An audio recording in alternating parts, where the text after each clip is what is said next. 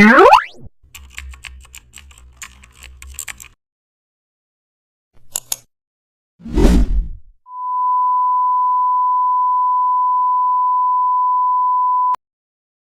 back to the channel. Don't forget to like, share, and subscribe my channel. Today we are explore how to create a business promotional creative using film grain in Photoshop. I start by opening Photoshop and setting a clean canvas. I place my promotional image and duplicate it. I open Camera Raw filter and slowly add film grain. I pause here because promotions must grab attention but stay clean. I balance the grain so it supports the design, not overpower it. I zoom in to check product areas. I zoom out to feel the emotional pull.